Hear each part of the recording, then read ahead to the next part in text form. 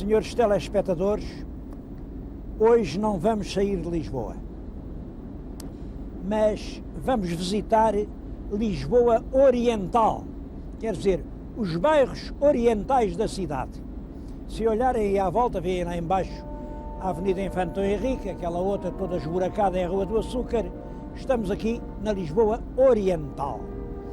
Bom, e é para falar de problemas da Lisboa Oriental que aqui viemos. Isto, creio que no século XIV, XV, ainda não era cidade, eram quintas, eram apenas terras de exploração agrícola. É por essa altura que começa a região a ser povoada, primeiro de conventos. Conventos precisavam de ter grandes cercas e, portanto, procuravam espaços livres. Depois de residências fidalgas, queriam ter grandes quintas. E chega ao século XVIII como um espaço de belas residências solarengas, famílias ilustres, grandes edifícios monásticos. E é nesse estado que vem a Revolução Liberal. A Revolução Liberal fecha os conventos, muitas famílias fidalgas tiveram que fechar os seus palácios e fugir, e é então que começa a reconversão desta Lisboa Oriental fidalga e devota numa cidade industrial. Reparem que eu estou a falar-lhes com a voz um pouco mais alta, porque estou rodeado de fábricas e vem ruído de todos os lados. E instintivamente, mesmo sem querer, eu levanto a voz para me ouvir. Portanto, a segunda fase, uma cidade industrial. Bom, mas também essa cidade industrial está a acabar. As grandes indústrias hoje fogem das cidades, procuram outros espaços. Há já aí inúmeras fábricas e oficinas encerradas. Estão a nascer outros empreendimentos. Se olharem ao longe, veem a Ponte Vasco da Gama. Eu não sei se veem, mas logo a seguir há uma torre, é a Torre Vasco da Gama. Aquilo já é Expo. Expo que vai ser um polo de desenvolvimento urbano e que vai, portanto, trazer a cidade para aqui. Bom, pois é este o problema que eu quero pôr. A cidade solarenga, fidalga e conventual transforma-se em cidade de oficinas, de trabalho, de bairros operários. A cidade do trabalho e das fábricas vai se transformar na cidade de Expo e depois, porque entretanto, esses palácios, essas belas igrejas, esses claustros preciosos, ficou tudo um pouco ao abandono. São hoje joias mal paradas. Bom, o meu programa é exatamente sobre joias mal paradas.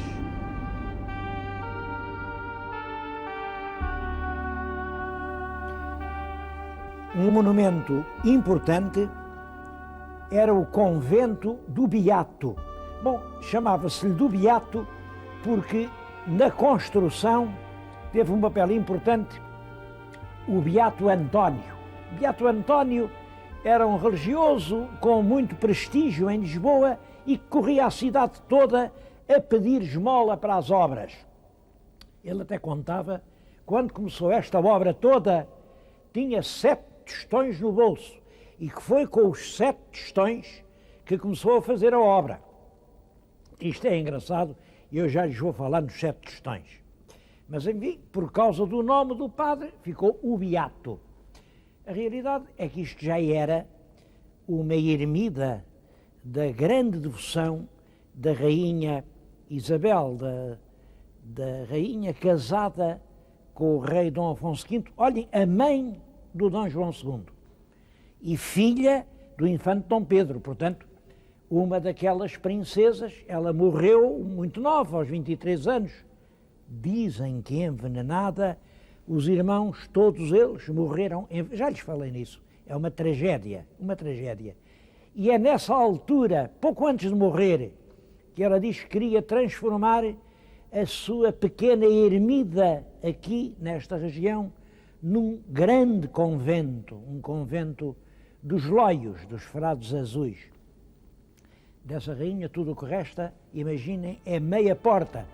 Andavam os pedreiros agora, há poucos anos, aqui, a compor isto, a bater, quando a broca sentiu pedra na parede, mandaram parar, vejam lá o que é, e apareceu o pórtico da igreja do Templo da Rainha. Eu ainda vi isto, ainda conheci esta garagem. Em cada arco estava guardada uma caminhonete.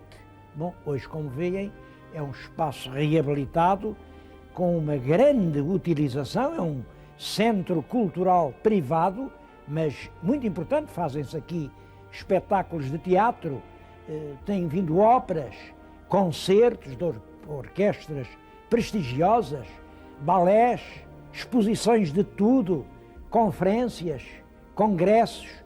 Olhem, feiras de antiguidades, e têm tido imenso êxito, lançamento de livros. É um centro cultural animadíssimo e que, para mim, tem uma grande vantagem. Não custa um centavo ao Estado, porque é inteiramente mantido por uma empresa privada. Essa empresa, a gente sabe que é a Nacional, e também vale a pena falar na Nacional. A Nacional é uma fábrica, começa por ser uma pequena coisa, feita aqui na área do convento, porque o convento foi vendido no tempo de liberalismo. Vem um homem que vem de baixo, mas é muito enérgico, o João Dorito, compra uns bocados, umas parcelas, faz uma fábrica a vapor. Imaginem, um moinho para moer farinha a vapor. E dizia ele que tinha a força de 109 cavalos. Bom, a verdade é que é a primeira grande moagem portuguesa. Isso vai crescendo constantemente, desde 1834 até hoje, nunca cessou. E quando chega ali ao tempo da Dona Maria II, é exatamente em 1849, o governo permitiu-lhe que se chamasse Nacional, para mostrar que realmente era uma atividade de caráter nacional, que ainda hoje é.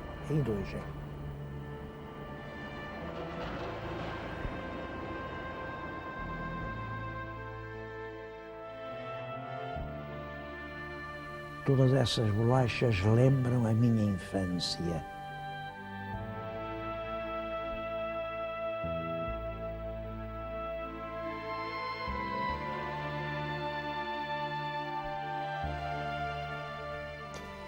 Este lugar ficou relacionado com a memória de Camões. A Capela Mor da igreja, que depois puseram aqui um forno de malte, mas antes disso era o panteão da família Linhares, a família da Dona Violante. A Dona Violante, como sabem, é a mulher que inspira os versos de Camões. E eu estou junto do túmulo do filho dessa Dona Violante de Andrade. É uma pedra que em si mesma tem... é emocionante, isto é emocionante. O que ela diz é o seguinte: sepultura de Dom António de Noronha, primeiro filho do segundo conde de Linhares, Dom Francisco, e da condessa Dona Violante, que os mouros mataram em Ceuta, a 29 de abril de 1553 anos, sendo ele de 17. Portanto, de 17 anos. Dona Joana de Noronha, sua irmã, que nunca casou, fez esta capela à sua custa. Quando acabou, que foi no ano de 1622, trasladou os seus ossos da Sé de Ceuta para esta sepultura e não a deu aos mais irmãos seus, porque 2 deles morreram em África com El Rei Dom Sebastião e outros 2 morreram nas partes da Índia, e 2 são religiosos da Ordem de Santo Agostinho. Isto é, como veem, a história de uma geração. Ela enterrou aqui o irmão morto aos 17 anos, em Ceuta. 2 não os pôde enterrar porque esses morreram na Batalha de Alcácer Quibir. Outros 2 tinham morrido nas partes da Índia e eram só vivos 2, porque eram religiosos em Lisboa. Este Dom António de Noronha está muito ligado aos versos de Camões. Quando ele morreu, o poeta estava na Índia, mas teve um grande desgosto, porque eles eram realmente muito amigos. O rapaz morreu valentemente, ele tinha 17 anos, tinha ido para lá acompanhar o tio, que era o governador, e o tio deixou-se cair numa cilada que os mouros lhe armaram. Os portugueses tiveram que fugir, mas o tio não fugiu, e um punhado de grande, 30 ou 40 cavaleiros, não fugiu, aguentou até a morte, mas foram todos mortos e degolados. Este corpo mesmo, que veio para aqui, vindo da Sé de Ceuta, não tem cabeça. Camões, nessa altura, fez um soneto que é célebre e que eu lhes vou ler. Em flor vos arrancou, de então crescida, Senhor Dom António, a dura sorte, donde, fazendo andava o braço forte, a fama dos antigos esquecida. Uma só razão tenho conhecida, com que tamanha mágoa se conforte, que pois no mundo havia honrada morte, não podíeis ter mais longa a vida. Se os meus humildes versos podem tanto, que com o desejo meu se iguala à arte, especial matéria me sereis, e celebrado em triste e longo canto, se morrestes nas mãos do fero Marte, na memória das gentes vivereis. Vejam esta profecia. Não acabaria mais a memória deste jovem herói que aqui está sepultado hoje no que resta das ruínas de um velho forno de malte. Mas toda a família está à volta da parede. Ali está o túmulo do pai e da mãe, do Dom Francisco e da Dona Violante. Logo a seguir estava o túmulo do avô, Dom António de Noronha, o primeiro conde de Linhares, foi interrompido. Além está o terceiro conde casado com a Filipa de Sá. E isso, casado com a Filipa de Sá, isso vou-lhes falar outra vez nos tais 7 tostões do Beato António.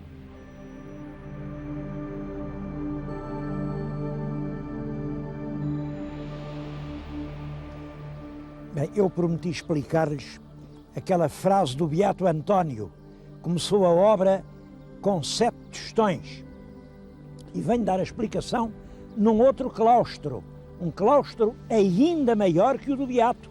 Eu estou aqui no claustro de Santos o Novo. Tem, aliás, uma história curiosa. É de todos os claustros existentes em conventos portugueses, o único que nada sofreu com o liberalismo. Porquê? Porque aqui não havia freiras. Portanto, as senhoras que cá estavam eram as esposas, as viúvas, as pessoas de obrigação dos comendadores da Ordem de Santiago. Os comendadores de Santiago, em regra, eram militares. E, portanto, funcionou uma espécie de solidariedade militar. Aqui ninguém foi expulso, este edifício nunca foi profanado, nunca foi vendido em asta pública e chegou até hoje quase perfeito. Como veem, é uma beleza, é um dos mais vastos claustros que existe em Portugal. E também ele foi feito na mesma altura que o do Beato. E muitas outras obras são dessa época. Porquê? Porquê? É porque é uma época em que havia em Portugal muito dinheiro. O domínio filipino, temos às vezes a ideia, bem, os Filipos tiravam o dinheiro todo, claro que, mas a verdade é esta. esse período do século XVII, a primeira metade do século XVII, é um período de fartura económica em Lisboa. Olhem, exatamente no ano 1532, no sul do Brasil, meteram na terra as primeiras canas de açúcar. Passados 100 anos, havia 235 grandes engenhos a moer açúcar e produziam-se 2 milhões de arrobas de açúcar. Faziam de nós o principal produtor mundial de açúcar em todo o mundo. Bom, para trabalhar nos engenhos eram precisos pretos, e os pretos fumavam. Bom, e o pior é que os brancos aprenderam a fumar com os pretos, e a certa altura toda a gente fumava. E então temos dois negócios, o açúcar e o tabaco, porque a Europa aprendeu a fumar connosco. A isso junta-se, evidentemente, o sal, que vinha de longe, o vinho da Ilha da Madeira, e é um período de uma grande abundância económica. É isso que explica grandes obras, grandes palácios, grandes conventos, e que explica que bastassem 7 tostões para começar uma obra daquelas.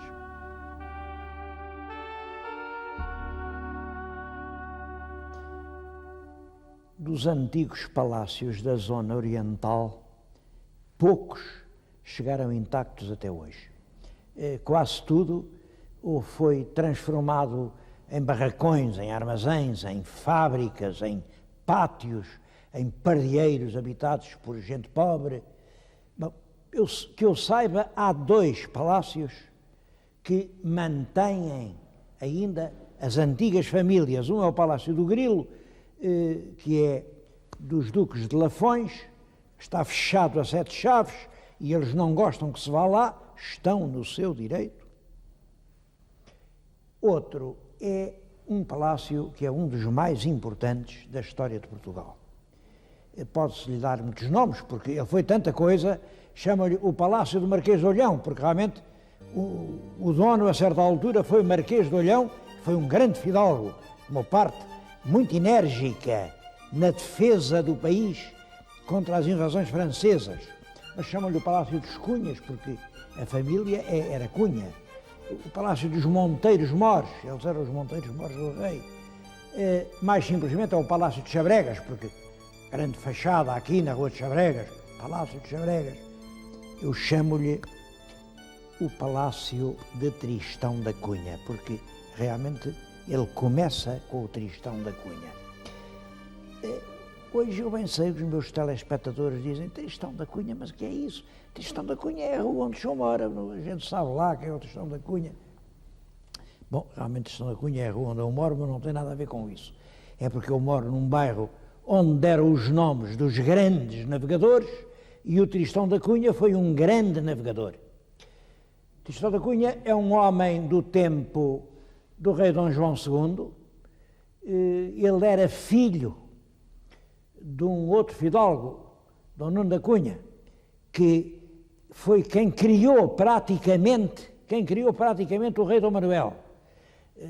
Era o camareiro-mor do infante Dom Fernando, que era o pai de Dom Manuel, e portanto o Dom Manuel, como sabem, tem uma vida muito difícil. Dom Manuel nunca sabia como era o futuro. A morte rondava aquela família, e é realmente aquele fiel servidor quem cria o Dom Manuel, quem cria a mulher do rei Dom João II, que era irmã de Dom Manuel.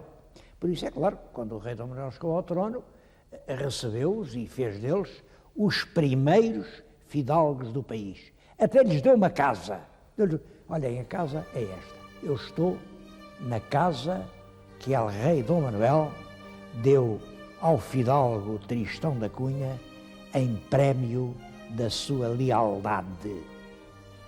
Depois, quando Dom Manuel teve que nomear um vice-rei para a Índia, reparem, vice-rei é o cargo logo abaixo de rei.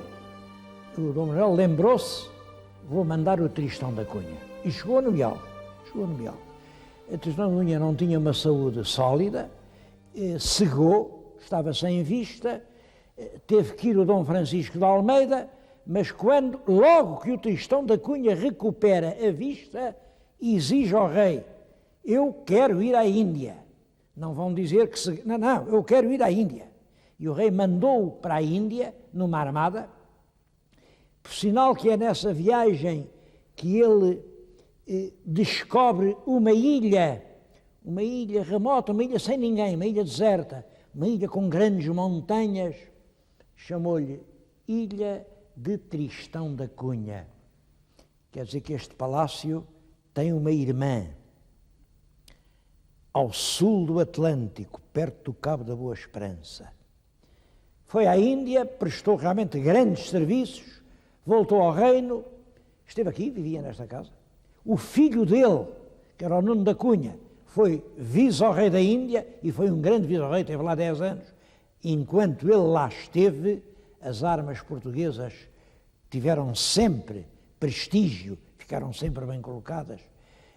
Bom, é um palácio. Depois disso foi muita coisa, por exemplo, olha, na restauração, a famosa restauração de 1640, e a gente vai ao Recife, vê aquele palácio, este palácio era aqui que se reuniam os conspiradores. Bom, não é bem assim. A conspiração que leva ao 1º de dezembro começa nesta casa. Foi aqui, foi nestas salas que os conspiradores se reuniram. É claro, isto fica um bocado longe do centro da cidade e depois, quando já estava mais perto, começaram a reunir-se no Recife. Pois é o Marquês de Olhão. Marquês de Olhão é quem comanda a resistência algarvia contra o domínio francês. Em suma, é um sacrário de história. Desse Marquês de Olhão até gostava de lhes contar uma coisa bonita, porque ele, nessas guerras, habituou-se de tal maneira a não viver num luxuoso palácio, mas numa tenda de campanha, que aqui, neste Palácio de Chabregas, mandou pintar a lona da tenda nas paredes do quarto, e era lá que ele dormia. Vamos ver isso. Como vê, as paredes estão pintadas com o efeito da tenda. Está a abertura, ao fundo vê-se bem o campo de batalha. Até é engraçado que, pois ele era muito idoso. O nome era Dom Francisco da Cunha Mendonça e Menezes. E quando o velho general já nem podia dar um passo fora de casa, ainda queria sair da tenda e ir passear na floresta. No quarto a seguir mandou pintar a floresta. O que eu acho curioso é isto. Há países onde as simples patadas de um cavalo de um general que andou lá numa guerra qualquer são objeto de admiração, são conservadas. Aqui temos a própria tenda e ninguém em Lisboa sabe de uma coisa destas.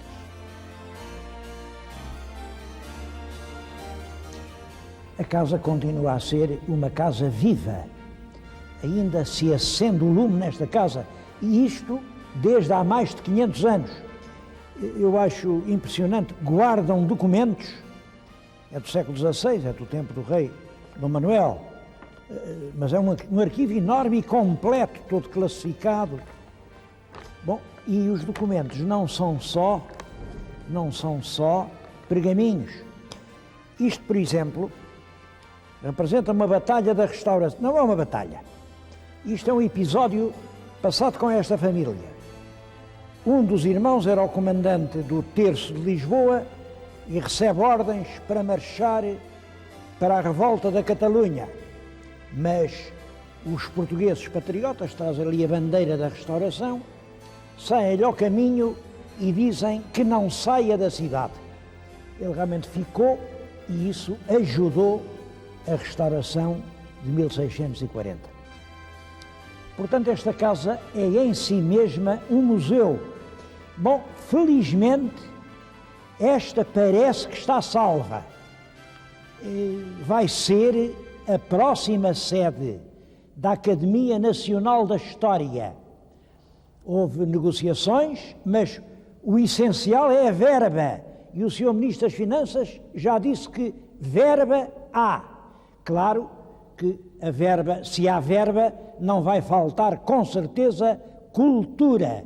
E quando a cultura e a verba se dão as mãos, tudo se consegue. Infelizmente, não é só no Palácio de Chabregas que há os problemas. Aqui na Lisboa Oriental há muita coisa ainda a salvar, há muita joia mal parada.